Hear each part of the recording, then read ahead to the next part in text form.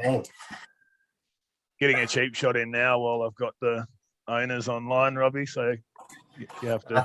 Thanks for that, Corey. That's really kind of you.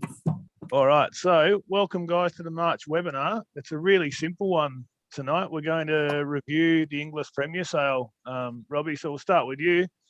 I mean, in my time at the stable, which hasn't been that long, and obviously Matt's time at the stable, it's by far the best sale we've had. But I imagine it's one of the best sales you've probably ever had.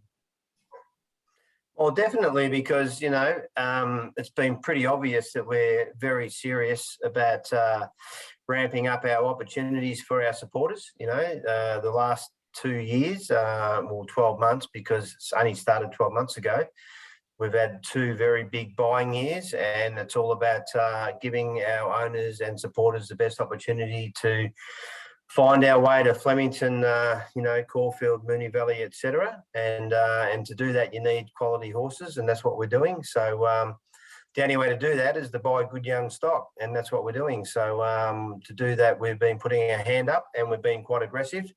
And Matt and myself, in conjunction with Peter Ford, and this year we were lucky enough to have Matt's dad, Mike de Kock, join us at Melbourne, and he's had many Group 1 horses in his care, and over the years, and so we bought good horses, and we're going to show you some of those tonight.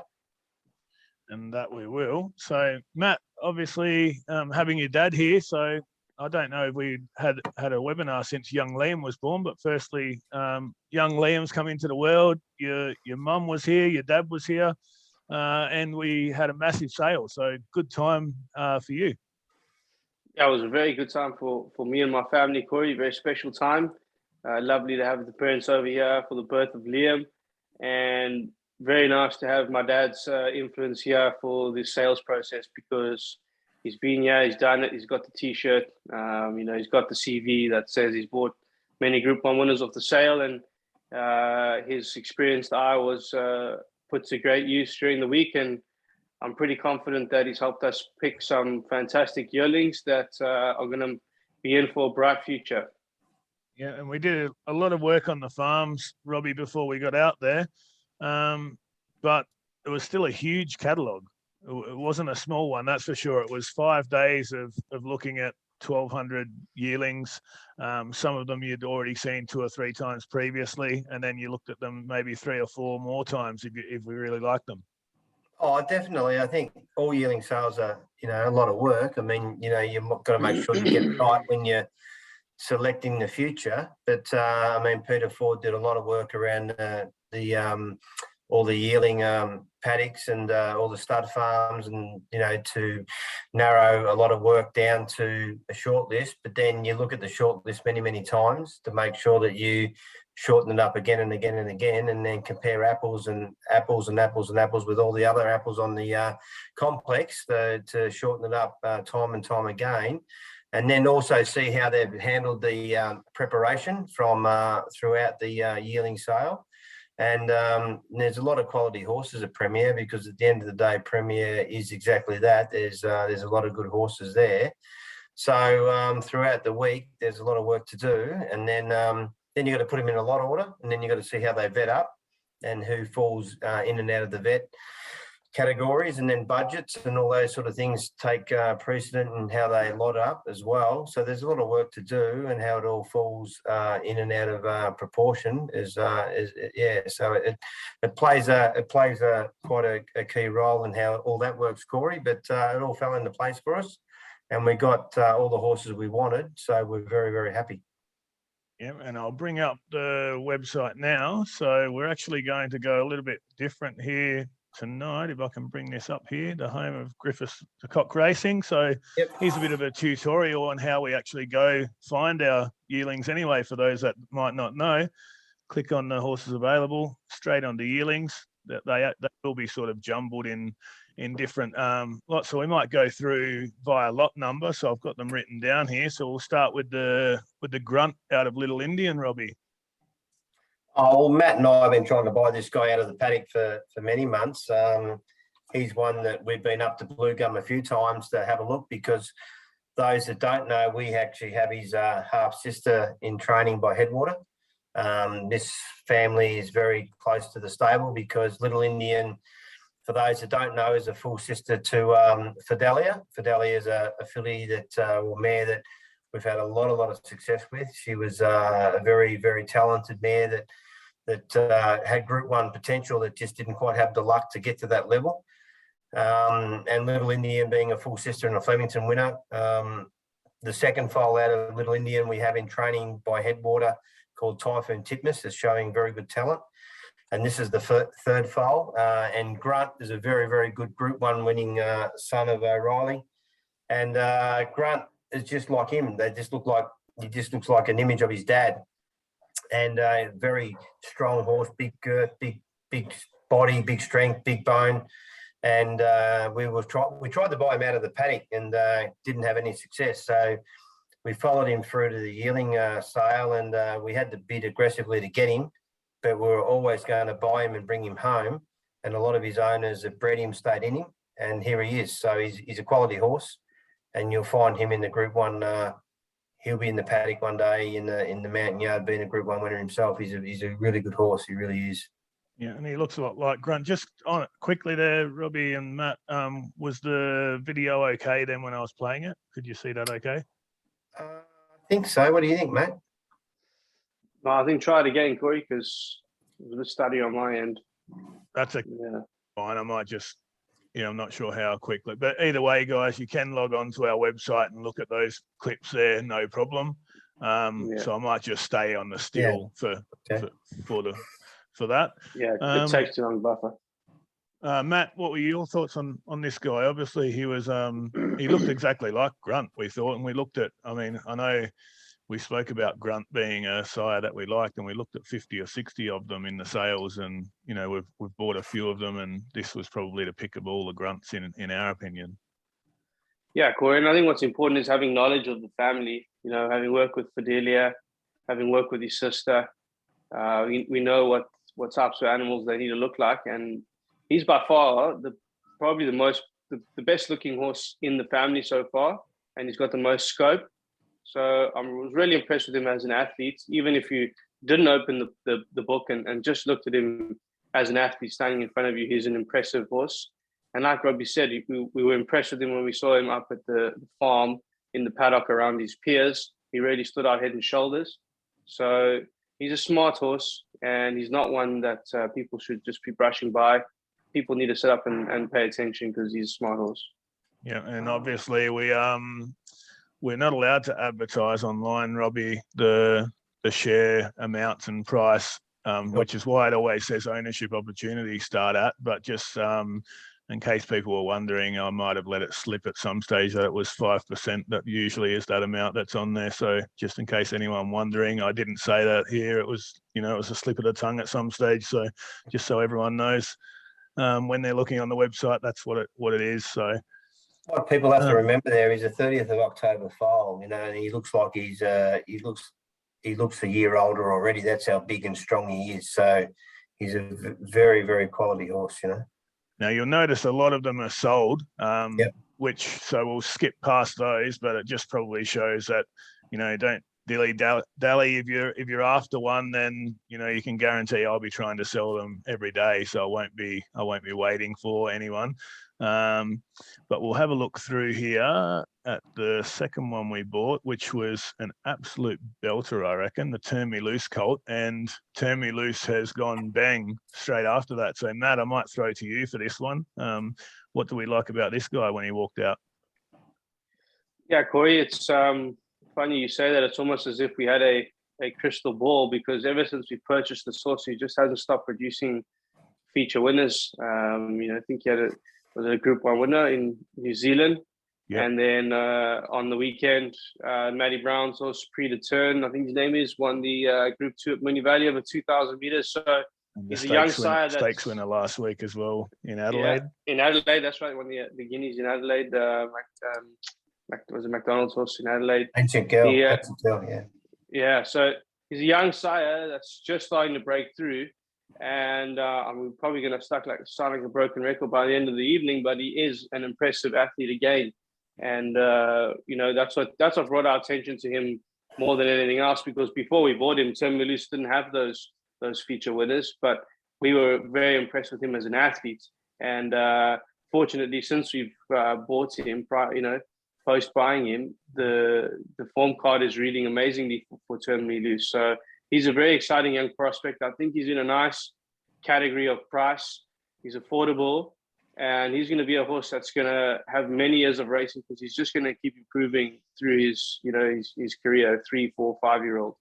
Yeah, he was 120,000. What I thought was mighty impressive with him is in the heat of the sales and the amount of inspections these horses had. I took a little tour while we're at the sale for our owners around, and when we pulled this guy out of the box 2 days after he'd already been sold, he was still just walking along like, this was his job, and he knew that it was his job. So, Robbie, I think we're pretty bullish on this guy, and we will actually touch on. I've got a little racing club that I'd like to put together with people racing with myself that we're going to touch on later in the webinar. But this guy's pretty high up on that list. Well, I think as Matt said, there's a lot of pluses to him, but he represents great value in so many ways. I mean, he's out of a Nakoni mare that was very fast, and Nakoni's produced Nature Strip, the greatest sprinter we have. And then the second dam's produced, a horse that's by Snipperton, who hasn't been as successful a stand as some of the stands that we mentioned that ran second in the Champagne, called Fereza. So the family can produce good Group 1 horses, and he's got a 3x4 cross to Danehill, the same as the Golden Slipper winner on Saturday. So there's so many pluses to this horse's pedigree, as well as the fact that Terminus is just one of the really super young sires. It's just dominated, like as Matt said, in the space of 1 week.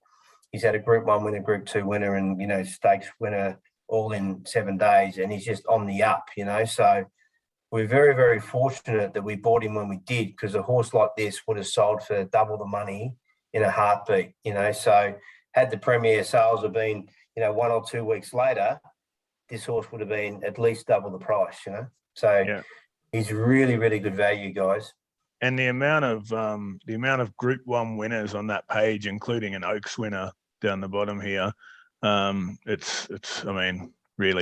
speaks for itself. So, well, I didn't get anywhere near down there, Corey. That's I only went down to the first little bit. That's how exciting that pedigree is, Yeah. So, and that's all on the website as well, guys. You just click on pedigree there, or you want to throw an inquiry. People can have a lot of fun with this name too. Terminus, Loose Goose. I think that people can have a lot of fun there. Yeah, absolutely. I wonder if they bred it based on the name. All right. The next one is actually, one that were kept in the family a little bit here. Robbie, you've had a lot of success already. The Toronado Morwell filly. So it's not much left in this lady. I've actually got a couple of people coming back to me. So I think that 30% will be, I'd be surprised if that lasts a week. But went down to the farm. She's got a bit of attitude. She was bossing around the other fillies like she was the queen of the paddock already, Robbie. Oh, that excuse me, as you said, we've had a lot of success with this family already. I mean, Jewel's been a good city winning mare, very fast mare, and the first starter, Entremet, was very good. That Matt and I stepped out at Sandown recently. That ran a very good third at Sandown in the 2-year-old. So the family can produce very good horses, and I can't see why she wouldn't. Toronado is a very good young stallion that just continues to do his job. Masked Crusader's one at the highest level, and he's a stallion on the up. He just continues to do it time and time again. So Matt, she was great value. She at that money with all the bonuses, Matt and I were happy wrapped together. I think, what was the average of Premier? 170 or something, 180. So to get a filly by one of the most exciting young stallions, I think they sold up to 500,000 or 460,000 Toronados with all the bonuses. I mean, she's an absolute steal at that money, Matt. What do you reckon? Yeah, and what I liked about it was that having worked with Duell and Entremet, she's a very different type of filly, and she's probably thrown more to that high chaparral side, looking more like a classic type of filly, and that's what I really like in a racehorse. And I thought that of the 3 fillies that we've worked with now, she'd be my pick out of Duel, Entremet, and her. She's the most athletic and has the most upside, in my opinion. And once again, I think it's just testament to us doing our homework that you can purchase a filly like this for such value, of 70 grand. Yep. Yep. Also, Toronado with the Group 1 winner on the weekend, Shelby 66. Correct. Won the Group 1. And then last night in the Hong Kong Derby, came home pretty with a bit of a wet sail, Senor Toba. So Toronado's doing the job everywhere. Exactly, and there's so many of his yearlings that have sold up to $500,000 this year. So to get a filly like that with all the bonus trimmings attached to her for so little money, it's really, really good value, All right, now there's not many more exciting first season sires than the Autumn Sun, and you can have a look at the athlete there, which is, we can admire that. But Robbie, I'll touch on yourself here, but look at that page. You don't need to be looking at any second and third dams in this one. No, you're quite right, Corey. You only got to look at the first dam to see a Group 1 winner, Costa Viva. She was an outstanding filly.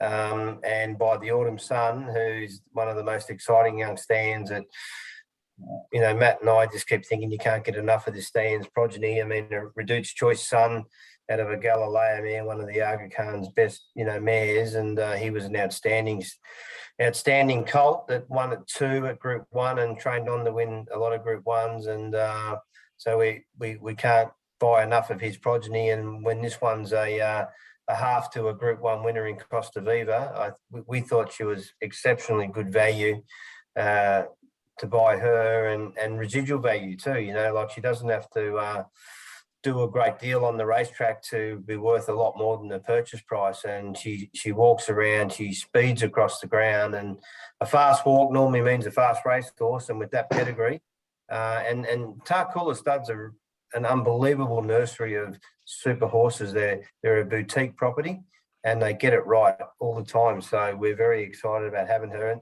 and they've endorsed their own product. They've kept more than 50% of her. So they've endorsed their own product, and looking forward to racing her in the Tarcoola colours. Yeah, and there's only 15% of her left. So anyone serious about, everyone bandies around residual value a little bit, and it's probably a term that's used, overused in horse racing. But I mean, like you said before, you probably only need to win a race with this filly, and she's worth more than we purchased her for. And as you can see there, the dam's thrown all winners. Every single horse that's raced has been a winner out of this dam. So, Matt, you saw her as well. What were your thoughts on this filly? Yeah, Corey, you took the words out of my mouth, because I was just going to say that she's had 100% strike rate of horses going to the track at the moment. She's 6 from 6 horses going to the track and winning. So, provided she hits the track, she's almost guaranteed to be a winner. And like you've all mentioned before, her residual value is what's important here, is that once she's done racing, she's probably going to make that 220 plus when you sell her on a mare sale one day. Yeah, we'll have a look at her walking here. We can have a look at those two specimens down there. Yeah, they're not exactly. Well, you're a first season sire, but Robbie might be close to retirement as a sire. You're deep girth, Robbie. Yeah, very deep girth. You're right there. All right, so that's the Autumn Sun there. The next one on the rank was another one that we have a little bit of insider trading on the family, Robbie. The Impending filly out of Whirlpool. So obviously we had the lovely Pariah that's had a little injury setback, but nice filly. Well, we have. I mean, I think this filly is incredibly good value because I think Impending's exceptionally bred. I like the way they're going. They're not bred to be 2-year-olds, so we expect Impendings to be really good 3-year-olds, being a Lonhro out of Nemesis, Costa del Lago, My Juliet family.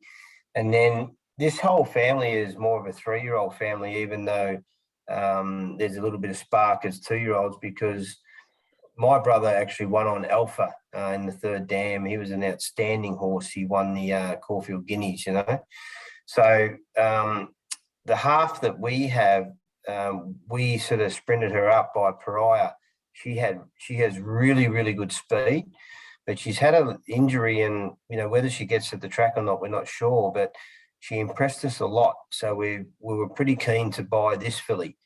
We thought we'd have to give average money, which was 160, 170, whatever the average was.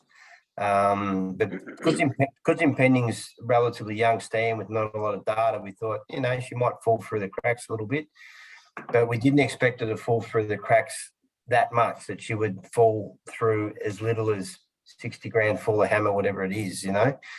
For a 16th of November foal, to have that muscle tone and the strength of body and the girth that she's got and the walk that she's got, I think that she represents incredibly good value, and Matt and I were delighted to get her in the stable. So I think that she's going to be a bargain buy of the sales, that one. Yeah, I think, and the other thing in there, Robbie, Explosive Cross is the dam of another really exciting 2-year-old that we've got in the stable at the moment. So exactly right. I mean, we bought a So You Think last year that Matt and I are really, really excited about, and I think he was 260,000, and he's a very, very, very, very promising young horse. And being a So You Think, he's not going to step out to the track for a little bit longer. But 260 for him, 60 for her. I mean, what a difference! And she's got residual value. And if he runs as good as he's showing on the training track, all of a sudden he upgrades her page. She's worth more money. All of a sudden the residual value kicks in, and she's a bargain. So I think that once again, Tarcoola Stud, boutique property, we love buying from them because they're very good at getting it right. They get it right a lot, and I think that she represents great value. Yeah, and some good facial expressions there mid-video, I can see. So. Yeah, thanks, Corey. All right, Matt, we might go to the next one. We bought 2 more than readies, but we'll start with the filly lot 336. We really liked a lot of the more than readies at this sale, Matt, and we managed to land a couple.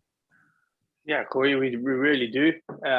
This one's very special to us because she's out of the family of Glenfiddich, obviously, and she's a smashing filly by a champion sire. Everyone forgets that More Than Ready is a champion sire. So his stats, although he's an old sire, his stats are still better than most young populist sires. So it's a safe bet to buy a filly like this. Once again, 80 grand, not much money, a fantastic family, beautiful specimen. So you're not going to go very wrong purchasing a filly like this. Odds are all in your favor. I'm not sure what else you could ask for. Yeah, I'll touch with yourself in a second, Robbie. Just with More Than Ready, though, as a broodmare sire. So being a filly, we talk about residual value, but More Than Ready is almost 4th or 5th in the all-time broodmare sire stats, and is catching the top, Reduced Choices and Encosta de Lagos very quickly.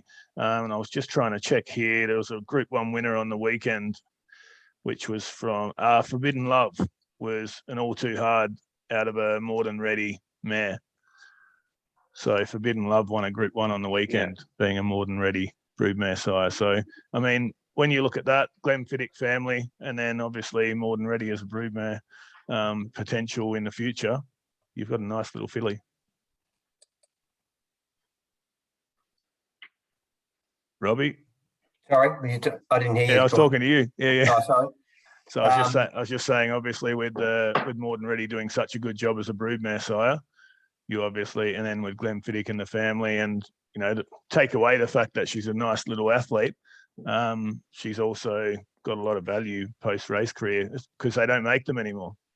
Oh, 100%. I mean, More Than Ready is one of the world's best stands, and that sort of statistic never dies. I mean, it's just incredible. I mean, 212 stakes winners. I mean, he's just been outstanding. And, out of a Piero mare like Absalom, half to Glenfiddich, who's a Group 1 horse, and like Matt said before, I mean, what more can you ask for? And really, I mean, she's incredibly good value. And with Glenfiddich being Group 1, a filly like that is worth, realistically, fillies like that sell for 3 times that price unraced in broodmare sales, so her residual value is worth a lot more than the full hammer value already. So she's, I don't know, really, I think we got her in an incredibly good value. So it won't take much. And as you said a minute ago, I mean, More Than Ready is flying up the scale as a broodmare sire, and so he should, because he's got unbelievable data as a world champion sire, and they don't make him anymore. So what more can you ask for, as Matt said? Yeah, and she should be fairly early, I would imagine, Robbie. Well, I can't see why she wouldn't. I mean, Piero often need a little bit of time, but everything else in the family is run. Her mother did win on debut and won well. Glenn Fiddick ran as an early 2-year-old. He ran in the spring, then he ran in the Blue Diamond Preludes. More Than Ready has had 2 slipper winners. So, yes, she's a 29th of October foal, so that might put her into the autumn 2-year-olds rather than the spring. She's very neat. So, yes, probably 2-year-old. But definitely you'd be thinking she'd show your talent on the earlier side than the later. But either way, there's a lot of pluses to everything about her, yes. All right, and we'll move on. We won't touch any more on the sire because we've pumped him up, and his record speaks for himself. But Matt, I might get you to talk about the colt that we purchased, the More Than Ready. Obviously, purchased with your family and some of your big clients from overseas in this one. So there's an opportunity for people to get involved. Yeah, Corey, Larry and Lindsay, Gary Barber, my dad, the team, they're in this one. They've secured 60% of him, or 50-60% of him, and we were surprised that he only made 60 grand. We had a lot of ammo for him, and we're prepared to go to top dollar for him. He's a smashing colt out of a very nice mare, Beyond the Dream. She was second in the Cap Down Tees, which is a very nice sprint race. So a lot of speed there. Although it's being a 20th of November foal, I still think he'll race early and then, just keep kicking on as he gets older. Because he's a 20th of November foal, he still has a lot of upside. But with his pedigree and the specimen that he is, he's definitely going to be an early type. Yeah, and like you said, 60,000. So, they're not putting in a lot to find out he's an early type. They hopefully won't have to wait long. It should be, you should get a pretty immediate return, you would hope. All right, so we'll move on to, I would say, one of the best specimens I've seen on a sales complex here, Robbie. The Lean Mean Machine out of Innes and IM. We went to 300,000 and we fought off John Hawkes and co. But look at that athlete there.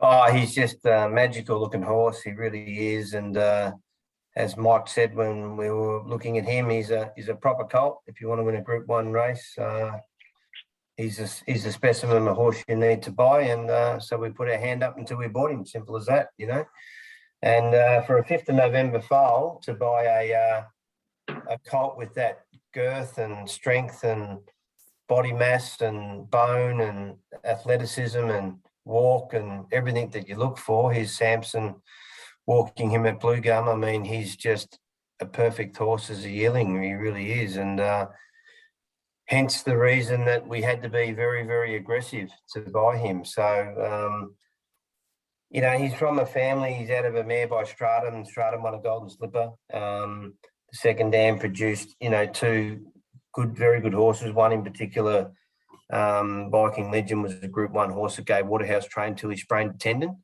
A very lightly raced horse, but he was Group 1 potential. And Elstrom, his sire, Viking Legend, was a Group 1 horse, very good horse, but it was questionable how successful he was as a sire. So you would think if Lean Mean Machine is anything like his dad, Zoostar, this colt could be an absolutely blinder as a racehorse, because Zoostar's been a phenomenon as a sire, and Lean Mean Machine was an outstanding racehorse. And for this horse to look like he does as a 5th of November foal, and you can see in that photo his bottom is still a lot higher than his wither. And his mum was fast, and this horse looks fast. So I'd imagine that this horse will be, he'll be a really, really good racehorse. He really will be. You don't often get the opportunity to outbid John Hawkes, that's for sure. He was pretty pissed off too. Wayne Hawkes wasn't too happy after the sale. He had a bit of a crack at us, come over to our table, Corey, and had a bit of a crack at Matt and I, but anyway. Interesting compliments he gave, that's for sure. They were a little bit colourful, explicit, weren't they? Yeah. So, and Matt, your thoughts? I mean, I looked at the farm on Friday when I was sort of looking for which yearlings I wanted to go into myself, and I mean, this guy, if you had if you can, and if any of our yearlings are looking like they could be future stallions, this guy just looks like a beast in the, when you look at him in the paddocks. He actually, Robbie, Dandy Kid was in a paddock next to him, and you wouldn't think there was all those years difference in strength. He's like ready to go out and race already, and he's only a few months old. Yeah, it's amazing, isn't it, how strong he is? And I think that's what impressed Matt and myself and Mike at the sales, and that's why Mike just said, boys, he's a proper colt. If you want to win Group 1s, this is the sort of horse you need in the stables. So, hence the reason that we bid so aggressively, because when we turn up at 4 a.m, we want to put a saddle on a good horse, and that's what he is. So if you can afford to buy a share in him, absolutely do so. Yeah, and Matt, I've got a good question here. I might throw a question that's come through. Young sires can sometimes represent good value in terms of getting to stud or being a stallion. The guys at Magic Millions that Chas shared an Uber with had a chat with Louis Miauka. I can't pronounce his name, but breeder of Fireburn and part owner of Rebel Dane. Do you think that this guy's the sort of horse that could go on and be a sire, I guess, is the question? Yeah, Corey, I'll keep it short and sweet. This is the best physical specimen we've seen on the sale so far this year. And if he runs as good as he looks, it could be anything. Perfect. All right, next one. We've gone from the best specimen to maybe the best page here. Robbie, the page of this guy, when you put him into all of those, you do the pedigree analysis and everything else, the epaulet out of Argamone, he was a cracker. And then obviously with Dormier coming out and winning the Blue Diamond, and then also, I've got another question here from one of our listeners saying, lot 720, the epaulet colt looks exciting, being from a fast Red Ransom female line. How's the timing of this colt with Dormier winning the Blue Diamond and running great in the slipper on the weekend on a bottomless track?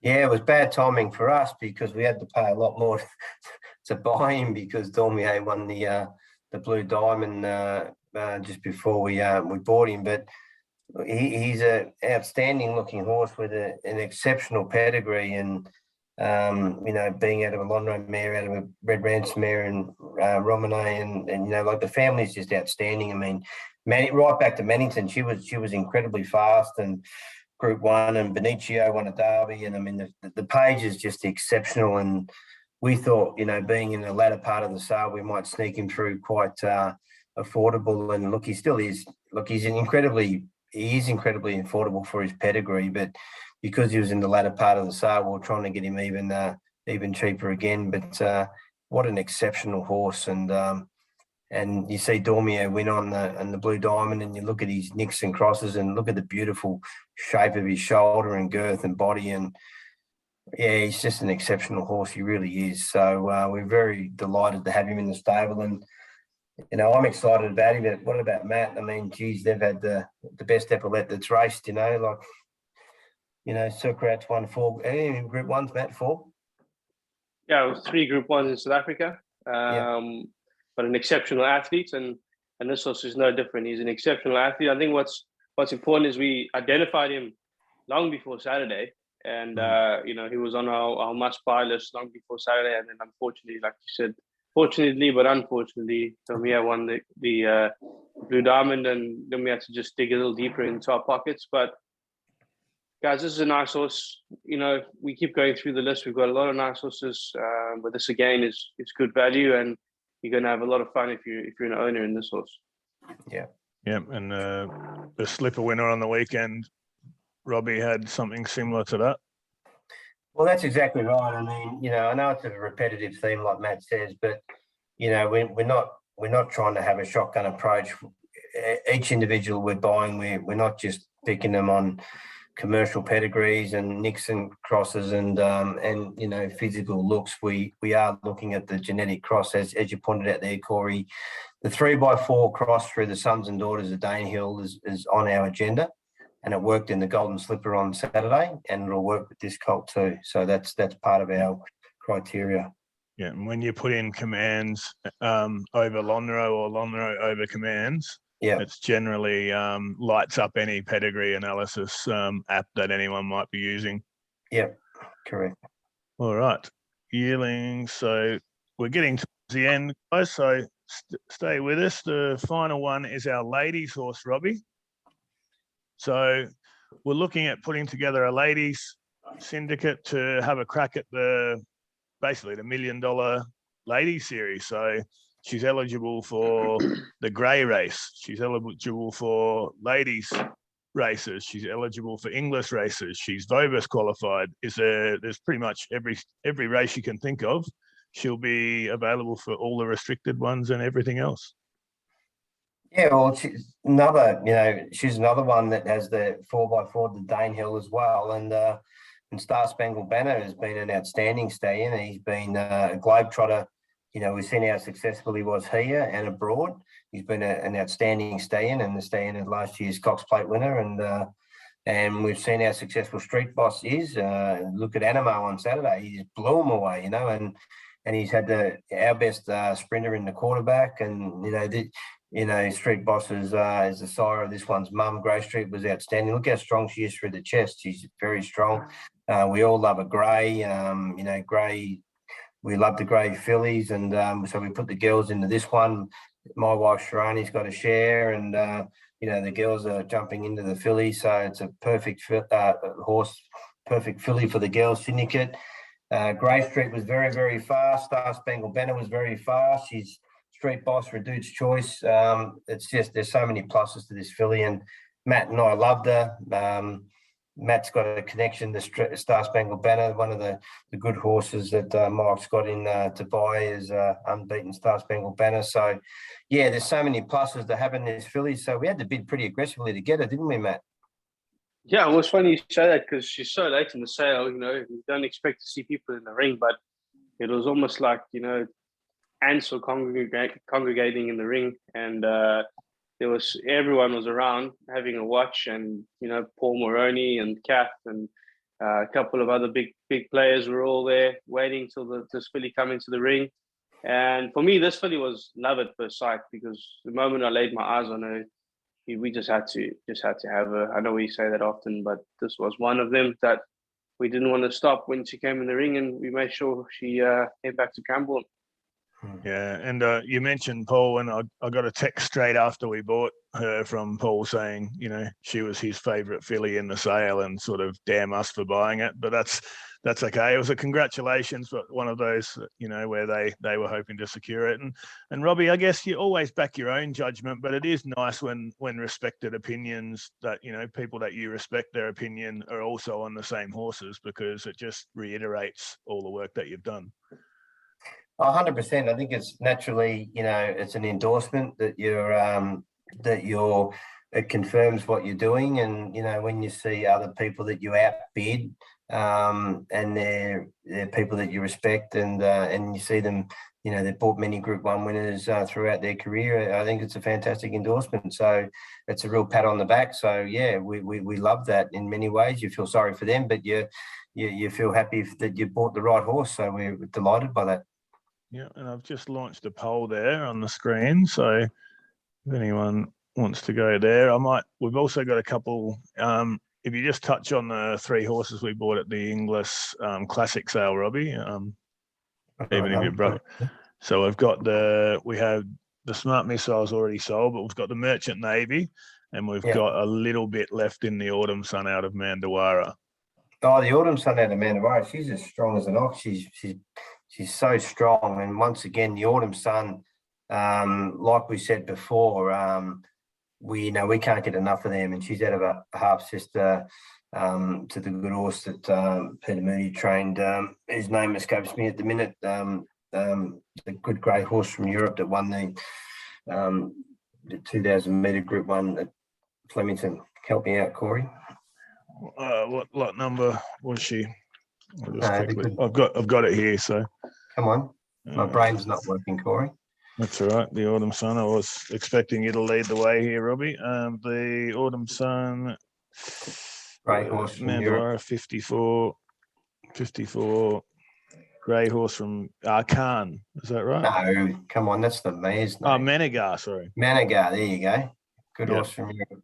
Yeah. Anyway, he was. Her mum produced a good Exceed Excel horse that was very quick, and this filly's strong as strong. She's built like a colt, and she's got a great walk, very strong. For an Autumn Sun, she looks a bit sharper than, like when he was at the yearling sales, he looked more classical, like he'd run as a 3-year-old. He actually ran as a late season 2-year-old when he won the JJ Atkins in Queensland as a 2-year-old. But she actually looks like she might get up and run a bit earlier than that, even though she's out of sort of more of a European female line, because her mum did produce a pretty sharp sort of a Speed and Excel horse, But she's a beautiful filly. She's off at the breaking in at the moment, and I wouldn't be surprised if she runs early the way she moves. Not tall, but very strong, Yeah.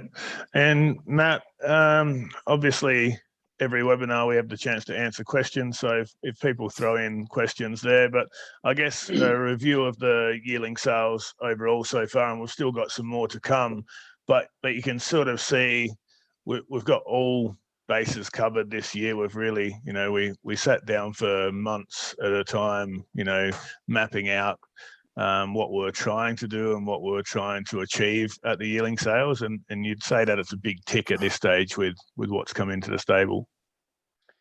Yeah, Corey, just going through this list is it's awesome just to refresh your memory on the horses as well, because I just sit here and get very excited. I think that we've done very well. I'd like to pat all of us on the back that are part of the buying team, because there's some exceptional athletes that we've bought this season, and I'm really excited for the future. Last year, we bought some nice horses. You saw Yakiishi running third in the sires from a very wide barrier.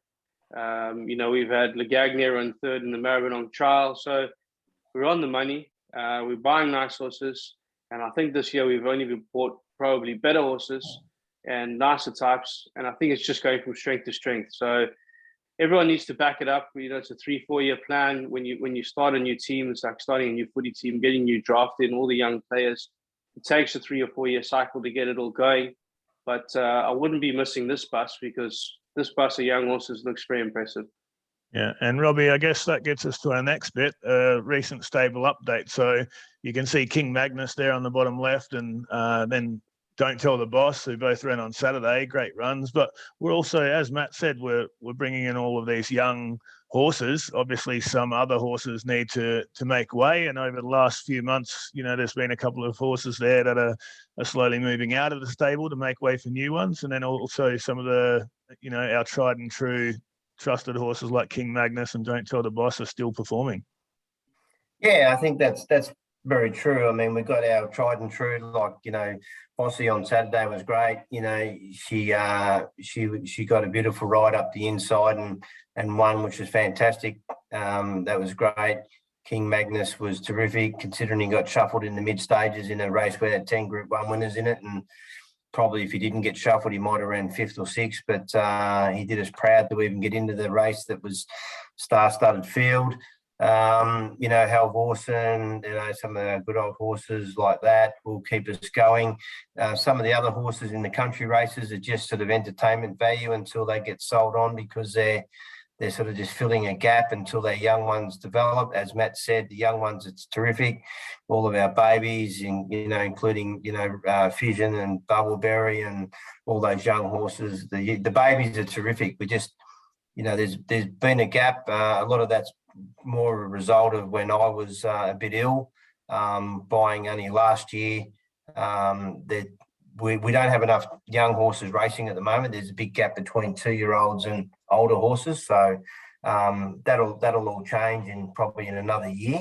There'll be a different spread of young horses, But as Matt says, that once those horses age and develop, that gap will fill. But the biggest excitement that I see and Matt sees into the future is that what we are buying is not just some beautiful young horses like Yakiishi and Bubbleberry and all those Lagagnia and all those young horses that you've seen race successfully already, is that the young ones that we have been buying, they're all related to Group 1 winners. You know, they're either halves or closely related to Group 1 winners. So there's some good pedigrees backing them. So in the meantime, all those older horses like Halvorsen and King Magnus and Bossy and all them will keep us going.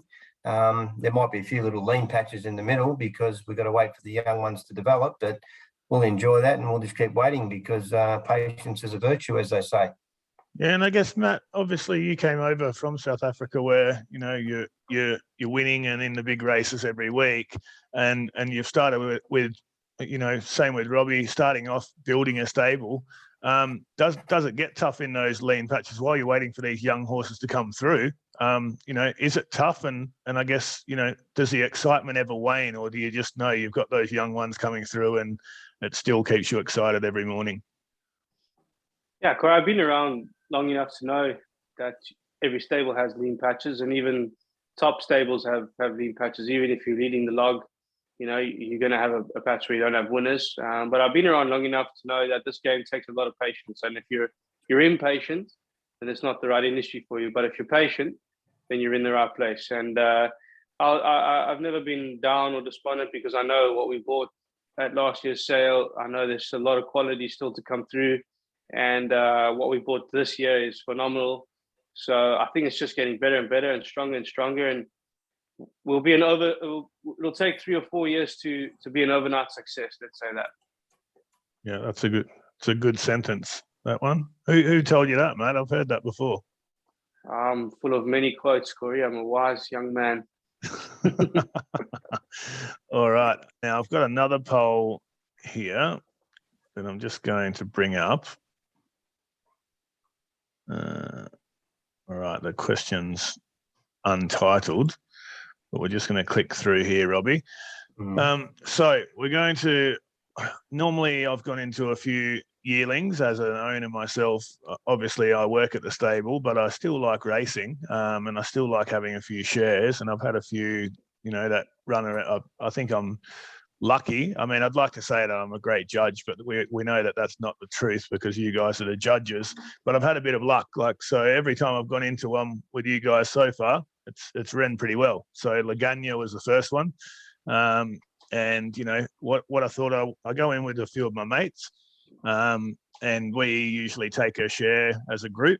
And without really putting too much into it, it's basically I'm going to start a racing club, Griffiths de Kock Racing Club, where if anyone wants to be, I'll select a couple of horses. I already know which ones we're going to go for this time. It'll be the Turn Me Loose and the Epaulet Colt, and then we might add a filly into that, but depending on budgets and that sort of thing. But if there's anyone that would like to race, you know, and jump in with me in a couple of horses, then contact me and get in touch and we can go from there. But I guess it's just a way to, rather than doing it just with my mates, you know, if I can get a group of people that we sort of get along and go to the races, have a few beers on the race day and really enjoy the experience and hopefully, you know, get a few winners as well. So, Robbie, your thoughts on that? Have we done much of that in the past? Yeah, well, I think it's more active now since you've been on board, Corey, because naturally Matt and I have been too busy training horses than to be creative with those sorts of ideas, which I think are fantastic ideas. I think they're great to introduce people to racing and ownership. I think they're great ideas, Matt. Yeah, it's very good. Any initiative that involves getting people to the races is always awesome. I think what Corey's basically getting at is that he's the lucky one, and any horse that he goes into is the right one to be in. So this should just be Corey's racing club partnership.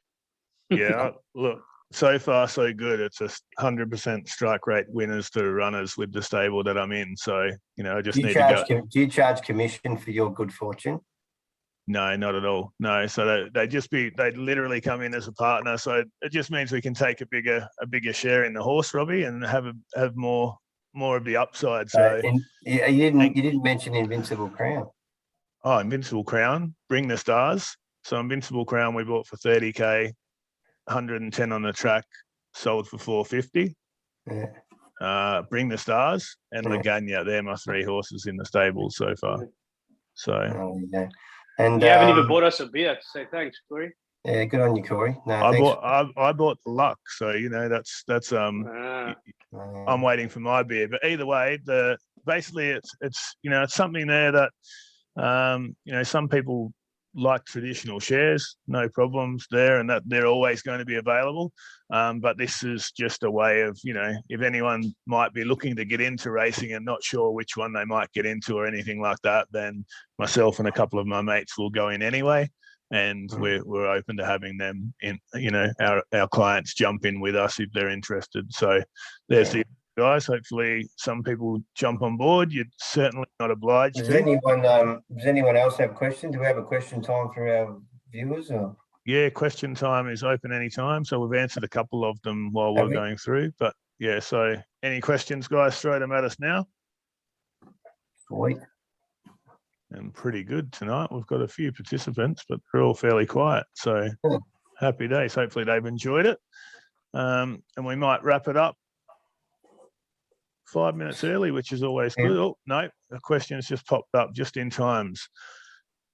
Stephen Watts wants to know, I would like to hear Matthew's best defense on those pink shorts. Well, I'm going with the theme there, Steve. Griffiths the Cock is pink and blue, so I thought I would stick to the colours. That is quite a good answer, to be honest. So that's a very defensive answer, but it's a little bit of a cop out, that one. Yeah, that's a great question though. So I wonder if they make them for men. Exactly. I reckon that deserves a prize. That question. Yeah, that was a good one, Steve. Well done. So actually, speaking of luck, Robbie, Steve Watts, who asked that question, is in some really, really nice horses. So maybe people should follow what he goes into as well. So he's managed to get them named as well. Prince of Cairo and Michelotti, both names from Stephen. So Michelotti's a nice horse. And having a stable day. Grant Carsten's just asking, are we having a stable day soon, Robbie? Will you organise all that sort of stuff, Corey? That's your question. Can answer that. We are looking at a couple of things like golf days and things like that. It's just trying to fit them into schedules. We probably won't have a stable day as such because sometimes it can be quite unsettling for the young horses having people there and moving them in and out. But we obviously have Cloverdale adjustment. So we are talking about those types of things, Grant. They are in the pipeline. We do have every year now our marquee at the sales, which also is an opportunity for our clients to come out for a free day and have a few drinks and meet everyone and see the horses. But we are looking at some alternatives to stable days and days out now that COVID's finally, hopefully, behind us. Kai Hansen said he's very glad that Bossy pulled up better than he did. And Will Setterino asked, is there any updates on Mike's horses back in South Africa, Matt, that you could share with us? Well, next week, Saturday, is a pretty big day. We run the Derby and the Oaks in South Africa, and we'll have 2 very live chances in the Derby, a horse called Safe Passage that won the Guineas, and a horse called Aragosta. He's Borough Fief, who was actually a reduced choice, but we bought up at INGLIS, won a Group 1 in South Africa, now is a sire. So we have a strong hand next week, Saturday, and it's pretty good racing. So that's, I think, not this Saturday, the Saturday week. So there'll be some good racing to watch whilst you up late at night there, Will. Yep. And for those that might not know, what sort of times are they on in Australia, Matt, and where can they watch them?